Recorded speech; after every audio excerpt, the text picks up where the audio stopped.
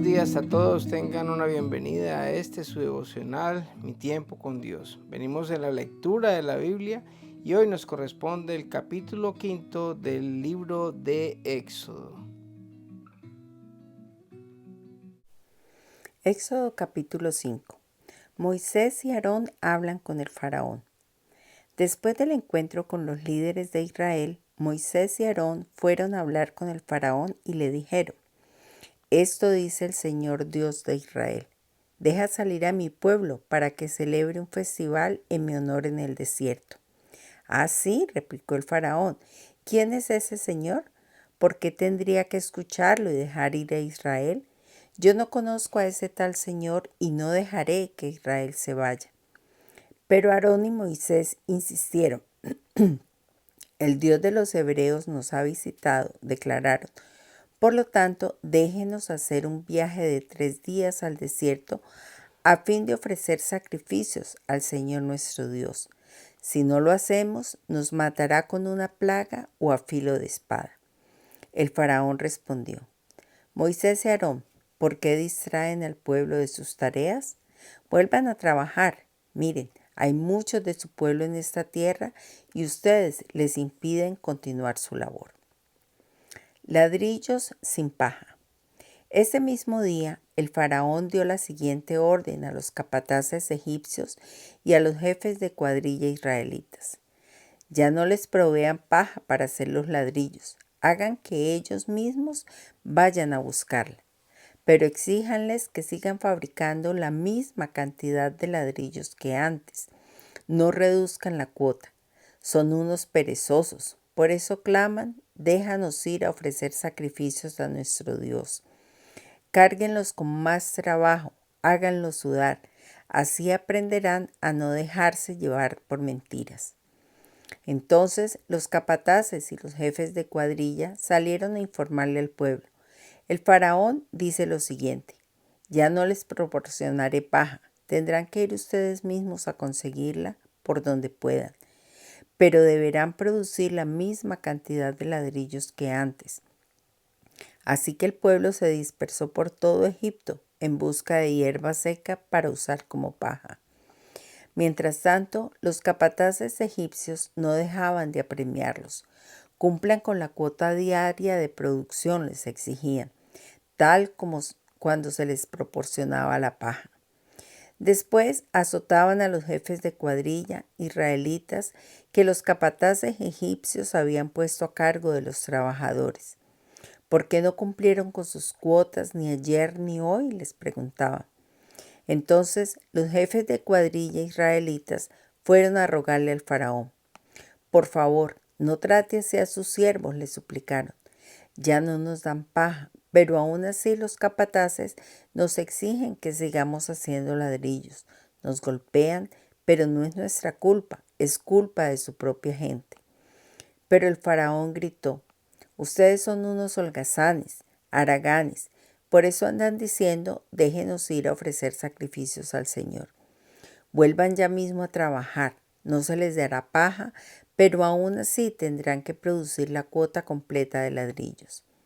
Los jefes de cuadrilla israelitas se dieron cuenta de que estaban en serios problemas cuando les dijeron: no deben disminuir la cantidad de ladrillos que se fabrica por día. Al salir del palacio del faraón, se cruzaron con Moisés y Aarón, quienes estaban esperándolos afuera. Los jefes de cuadrilla les dijeron: Que el Señor los juzgue y los castigue por habernos hecho repugnantes a los ojos del faraón y sus funcionarios. Ustedes mismos les pusieron una espada en la mano, les dieron una excusa para que nos maten. Entonces Moisés fue ante el Señor y protestó: Señor, ¿por qué trajiste toda esta desgracia a tu propio pueblo? ¿Por qué me enviaste? Desde que me presenté ante el faraón como tu vocero, él se ha vuelto aún más brutal contra tu pueblo, y tú no has hecho nada para rescatarlos. Bueno, hasta aquí llega el capítulo 5 del libro de Éxodo. Y aquí es donde empieza ya la preparación para que el pueblo de Israel pueda salir de Egipto. Dios tiene la particularidad de que cada que va a hacer algo especial con alguien, primero lo prepara. Nosotros debemos ser preparados para llegar a recibir una bendición. Muchas veces vemos que las cosas se ponen oscuras, se ponen más difíciles, pero cuando más oscura es la noche es cuando ya va a amanecer. Y eso es lo que empieza a suceder en este momento con el pueblo de Israel, un pueblo que estaba en esclavitud, que estaba llevando opresión por medio de Egipto, del faraón, y Dios empieza a prepararlo desde este momento para que ellos puedan después recibir la bendición que Dios les va a preparar, que es no solamente la salida de Egipto, sino el poder aprender a vivir otra vez como nación, porque desafortunadamente por el tiempo en que ellos estaban como esclavos, ellos lo que sabían o lo que tenían en su mente era una vida de esclavitud. Ellos no sabían vivir libres porque ellos no tenían reglamento, no tenían nada, sino que ellos simplemente veían algo que era muy común y era simplemente obedecer, y ellos no sabían desempeñarse como personas libres. Entonces Dios empieza esa preparación. Él siempre nos prepara, así como preparó a Moisés apacenteando las ovejas, los rebaños de su suegro Jetro por 40 años, y como hizo con David, que lo tuvo 14 años, inclusive perseguido por Saúl. Dios lo mismo hace con el pueblo de Israel. Y mire que es una buena oportunidad para que cada uno de nosotros pensemos en los momentos en que nosotros hemos pasado por aflicción, o no sé si de pronto en este momento se esté pasando por alguna situación difícil. ¿Y qué tal si esto que estás pasando o que vayas a pasar en el futuro sea la preparación para una gran bendición? Todas las cosas nos son para bien, dice en Romanos 8:28. ¿Y por qué eso va a ser la excepción para nosotros? Nosotros tenemos que confiar en que Dios siempre está haciendo algo en nuestras vidas, incluso cuando estamos desviados, cuando no estamos haciendo las cosas como deben de ser y estamos cometiendo pecados. A veces ese pecado nos lleva a sufrir molestias, a tener problemas, a tener circunstancias difíciles, y es precisamente la misericordia de Dios que está preparándonos para que nosotros nos demos cuenta de que debe haber un cambio, pero el cambio no es a nuestra manera, sino a la manera de Dios. Y aquí, desde este capítulo 5 en adelante, vamos a empezar a ver las circunstancias que van a oprimir, digámoslo así, al pueblo de Israel, porque va a haber más opresión por el querer salir de Egipto. Algo que también tenemos que tener en cuenta en este pasaje es que Dios también empieza a preparar el corazón de Faraón, porque mire que lo que le dice en ese momento Moisés y Aarón al Faraón es que deje salir al pueblo a que celebre el festival en honor en el desierto por 3 días. O sea que él solamente eh, le pidió permiso por 3 días. No está hablando de sacarlos definitivamente de Egipto, sino que empieza a preparar a Faraón para que al final, cuando ya le diga a Moisés que se van todos definitivamente, él ya tenga el corazón preparado. Dios es bueno y Dios hasta en eso tiene misericordia, porque él no solamente quería sacar al pueblo, sino que también quería hacerse conocer en medio del pueblo de Egipto, porque Egipto tenía muchos dioses. Ellos tenían demasiadas figuras a las cuales habían endiosado sin ninguna relevancia, incluso los animales. Y vamos a ver las plagas más adelante cuando las leamos, y es una pelea entre dioses, porque Dios demuestra a Faraón y al pueblo de Israel quién es el verdadero Dios. Acuérdese que hasta ese momento Dios se le había revelado solamente a Israel como Jehová, como el gran yo soy, pero ahora empieza a revelársele también a otra nación, que es a Egipto. Esta petición trae consecuencias sobre Moisés y Aarón, porque inmediatamente cuando el faraón, ellos hacen esta petición, lo que hace es endurecerles el trabajo a los israelitas y ya da la orden de que la paja que antes les proveía eh, para hacer los ladrillos Egipto, le dijo que ya no lo hicieran, que ellos mismos tenían que ir por la paja y aparte de eso tenían que seguir haciendo la misma cantidad de ladrillos diarios. O sea que eso fue una aflicción más y vemos cómo empieza a endurecerse el corazón de Faraón y además también empieza el pueblo a desfallecer, o sea, ya a echarle la culpa a Moisés de sus males, porque ellos en ese momento empiezan a culparlos de que antes de pronto estaban mejor o que no estaban tan mal porque ellos piensan de que esta situación, esta nueva situación que supuestamente venía de parte de Dios, ahora va a ser peor para ellos.